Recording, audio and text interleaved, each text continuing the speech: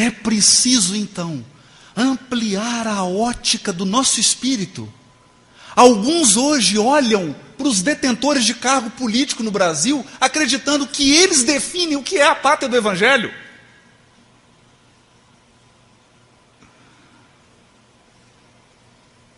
Meus amigos, esses são coadjuvantes. Eu vou dizer quem são os atores principais da pátria do Evangelho. Eurípides Barçanufo, Chico Xavier, Bezerra de Menezes, Ivone Pereira do Amaral, Divaldo Franco. E Dona Maria, Seu José, Sebastião, Antônio, anônimos. Anônimos. Por que que esses não são os personagens principais? Para onde nós estamos olhando? Para o lugar errado?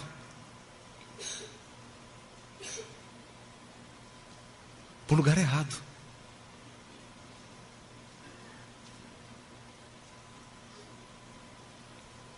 É preciso, então, reconhecer que na época do Cristo, mais de 1000 tinham o nome de Jesus. Yeshua em Israel, na época de Jesus, é como chegar em Portugal procurando por Manuel.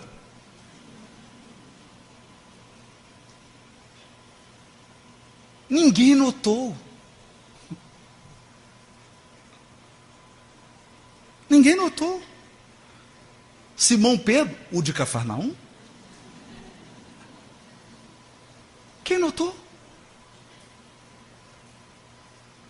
No livro Crônicas de Além Túmulo, primeiro livro ditado pelo Espírito Humberto de Campos a Chico Xavier, narra um encontro aqui, na Praça Raul Soares. Na Praça Raul Soares, cheia de espíritos. Humberto de Campos chega, e havia lá alguém na multidão, ninguém percebeu quem era. Até hoje. Ele olhou, viu as vestes de israelita, achou curioso, se aproximou, falou: olha, você é um espírito israelita? Ele: sim. Como é que é seu nome? Simão Pedro. Ele: de patrocínio? E ele respondeu: não, de Cafarnaum. Ele: o Simão Pedro, o apóstolo. O apóstolo? Sim. Mas o que o senhor faz aqui, na Praça Raul Soares? O senhor veio para o concílio? Não, eu vim visitar a obra de Ismael.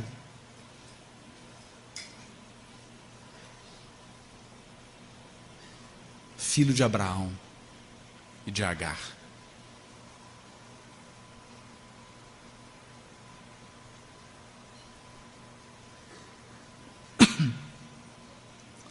E hoje,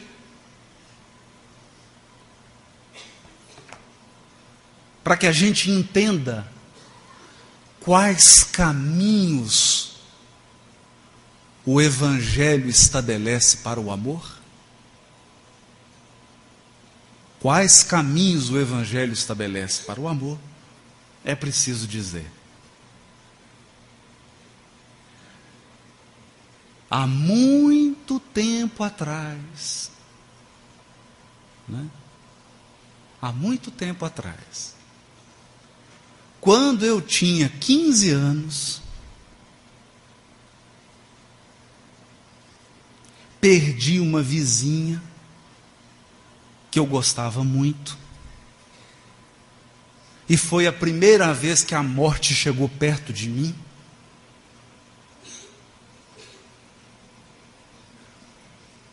E eu me desesperei.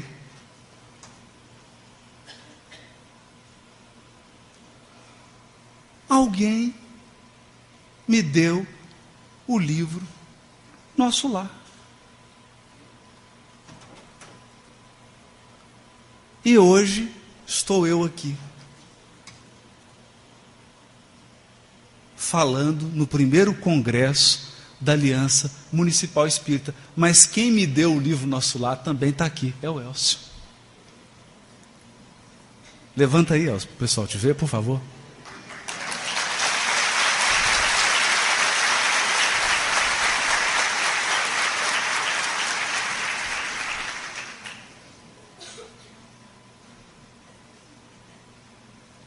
Então, o Evangelho estabelece caminhos para o amor utilizando anônimos.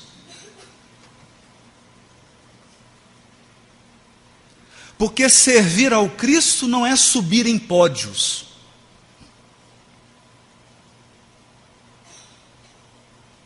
Nós não somos artistas.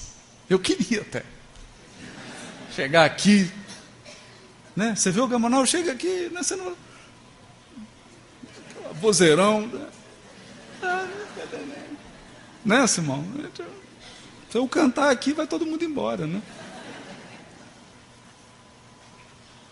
Os servidores do Cristo, que estão na sua obra de amor, passam ocultos e anônimos, fazendo aquilo que alguns consideram pequenos atos. Porque você pode considerar pequeno dar um livro Nosso Lar para alguém. Para mim é muito grande esse ato.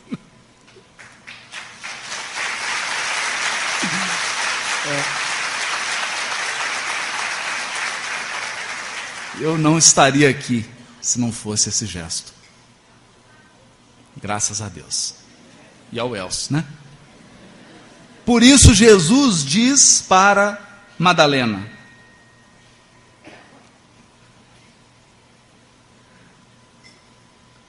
como já citado pelo Arthur, somente o sacrifício contém o divino mistério da vida. Viver bem é saber imolar-se. Acreditas que o mundo pudesse manter o equilíbrio próprio tão só com os caprichos antagônicos e por vezes criminosos dos que se elevam à galeria dos triunfadores?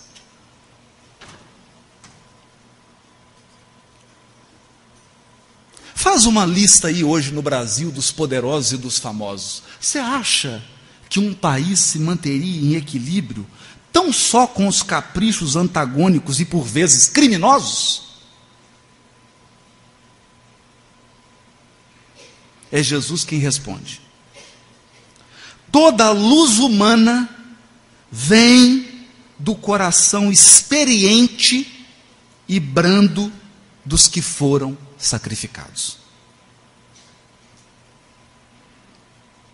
Coração experiente e brando. Um guerreiro cobertos de louros ergue os seus gritos de vitória sobre os cadáveres que juncam o chão. Mas apenas os que tombaram fazem bastante silêncio para que se ouça no mundo a mensagem de Deus. O primeiro, o guerreiro, pode fazer a experiência para um dia. Os segundos constroem a estrada definitiva da eternidade. Na tua condição de mulher, é Jesus falando com Madalena, já pensaste no que seria o mundo sem as mães exterminadas no silêncio e no sacrifício?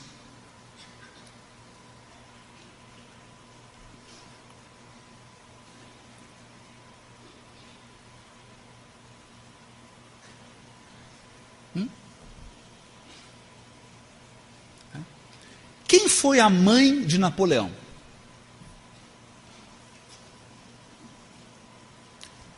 Então, percebem qual que é o critério da terra?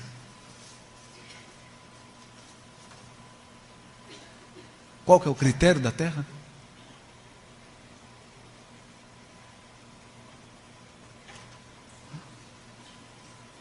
Não são elas as cultivadoras do jardim da vida? Onde os homens travam a batalha? Muitas vezes, o campo enflorescido se cobre de lama e sangue. Entretanto, na sua tarefa silenciosa, os corações maternais não desesperam e reedificam o jardim da vida, imitando a providência divina que espalha sobre um cemitério os lírios perfumados de seu amor.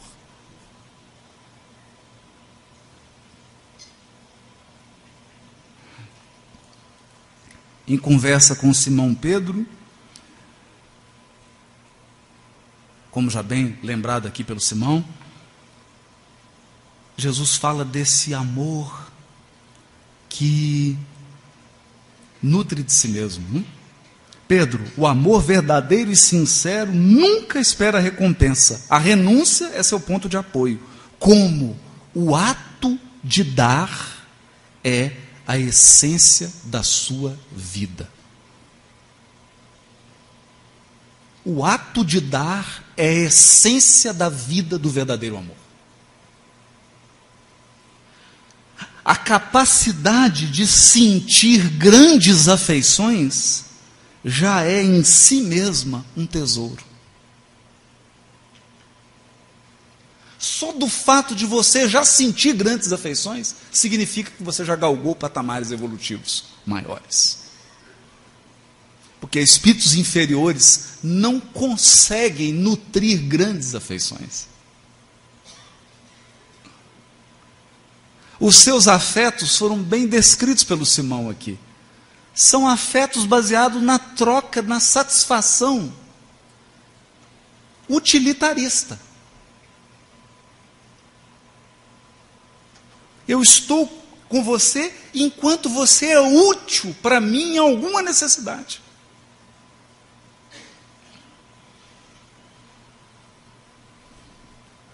Como diz o poema de Drummond, Ciranda. Lili, que não amava ninguém, casou com J. Pinto Fernandes, que é o único que tinha sobrenome, né? Na história, e a única que casou era que não amava ninguém. Né? Bem irônico o poema do Drummond, né? Bem irônico. Aqui não. Aqui o Cristo vai ponderar. A compreensão de um amigo deve ser para nós a maior recompensa. Todavia, quando a luz do entendimento tardar no espírito daqueles que amamos, deveremos lembrar-nos de que temos a sagrada compreensão de Deus, que nos conhece os propósitos mais puros. Ainda que todos os nossos amigos do mundo se convertessem um dia em nossos adversários, ou mesmo em nossos algozes, jamais nos poderiam privar da alegria infinita de lhes haver dado alguma coisa. E é bonito que ele encerra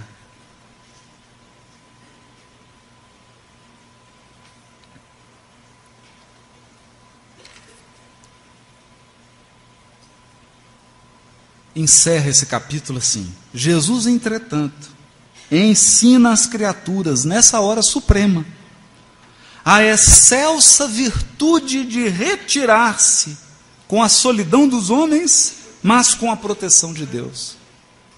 Ele que transformara toda a Galileia numa fonte divina, que se levantara com desassombro contra as hipocrisias do farisaísmo do tempo, que desapontara os cambistas no próprio templo de Jerusalém, como advogado enérgico e superior de todas as grandes causas da verdade e do bem, passa, no dia do Calvário, em espetáculo para o povo, com a alma num maravilhoso e profundo silêncio.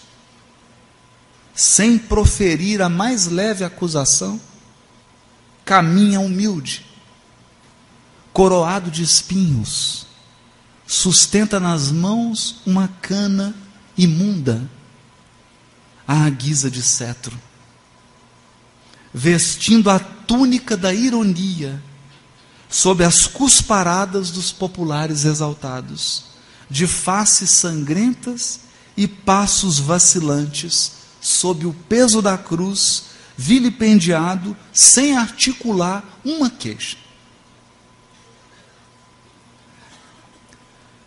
O governador espiritual do orbe foi tratado com uma mais profunda ironia e crueldade.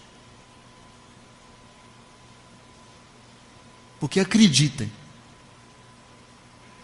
os verdadeiros autores intelectuais disso aqui não têm seus nomes mencionados no Evangelho, porque eram espíritos que ainda dirigem o mundo.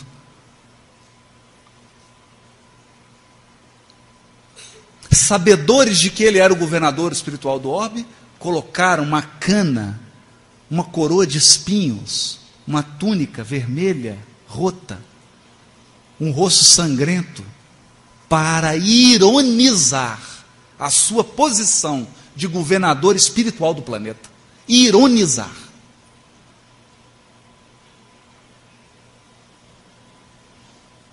E o que ele faz? Silêncio. Sem nenhuma queixa. No momento do Calvário, Jesus atravessa as ruas de Jerusalém como se estivesse diante da humanidade inteira, ensinando a virtude da renúncia por amor do reino de Deus, revelando por essa a sua derradeira lição. A última lição do Cristo. Por isso, nos adverte Emmanuel: cuidado.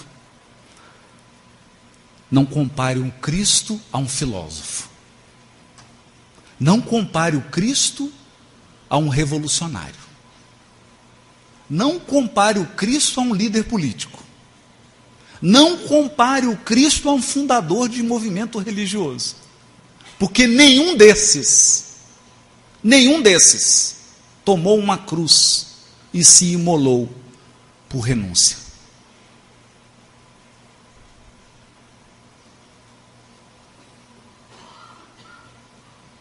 A figura do Cristo é ímpar, porque nele,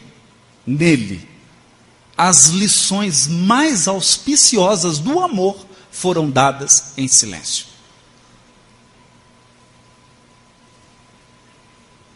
Mas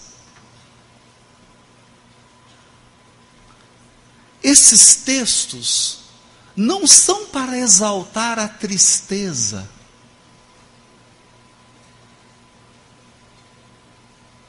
muito menos são propaganda de masoquismo.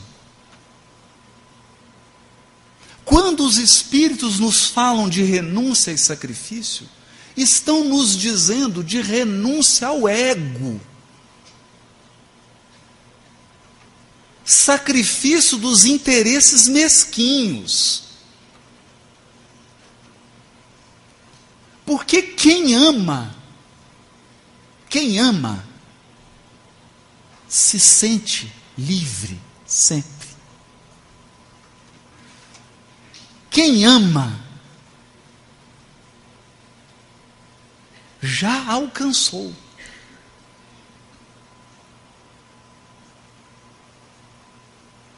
Quem ama está na profunda paz, na paz do autodomínio.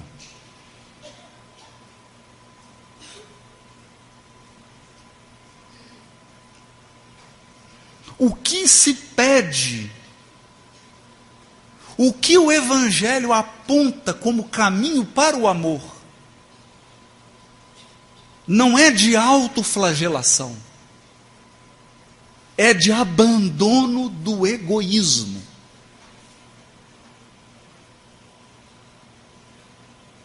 É essa a renúncia. É o amor que sabe renunciar ao egoísmo. O amor que não tem a precipitação e a impaciência de querer ser compreendido agora. Por quê? Porque todos nós um dia seremos compreendidos.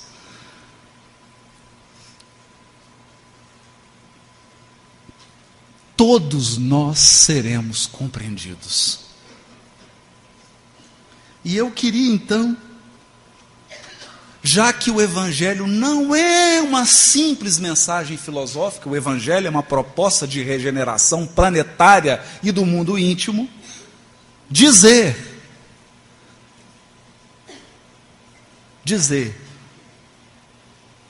esperança. Esperança.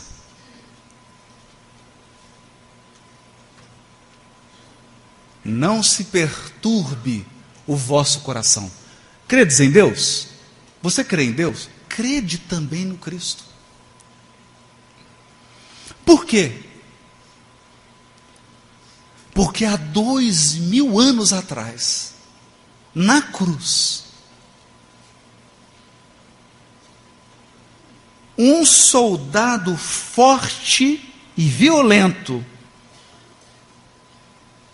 instrumento de forças espirituais que ele sequer poderia avaliar, foi capaz de perfurar o peito de Jesus com uma espada.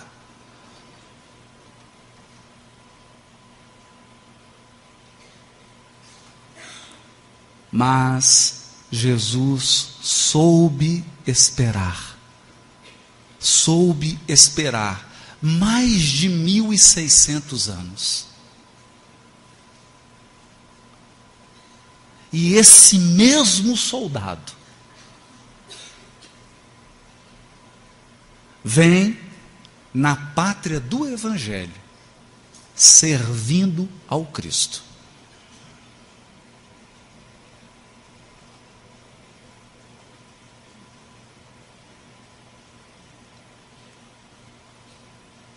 E antes de encarnar, como Dom Pedro II, está no livro Brasil, Coração do Mundo, Pátria do Evangelho, o Cristo o adverte: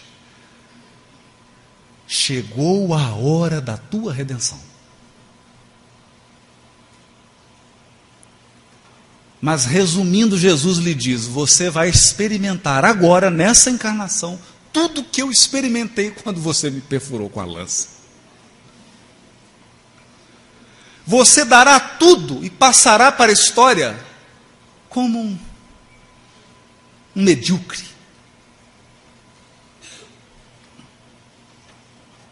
Somente agora a história de Dom Pedro II está sendo revisitada. E estão reconhecendo. Foi um dos maiores monarcas da sua época. Homens do mundo inteiro, reis do mundo inteiro, filósofos, faziam de tudo para encontrar e conversar com esse homem.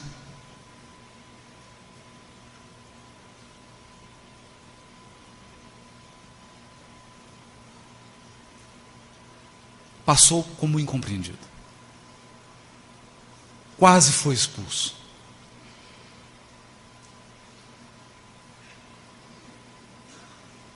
Então,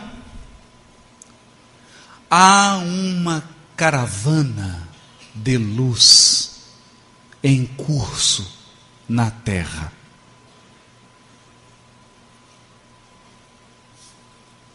Cujo lema é Deus, Cristo e caridade. Uma bandeira auspiciosa. Eles não possuem um grito de guerra, eles possuem um brado de paz. Ave Cristo, os que vão viver para sempre te saúdam.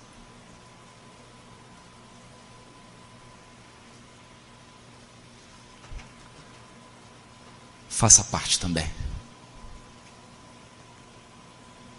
Que nós possamos integrar essa caravana. Cada um na sua esfera de trabalho, fazendo pelo Evangelho aquilo que nos compete. Porque somos simples servos, imperfeitos. Mas o Senhor multiplica as nossas possibilidades. Ave Cristo.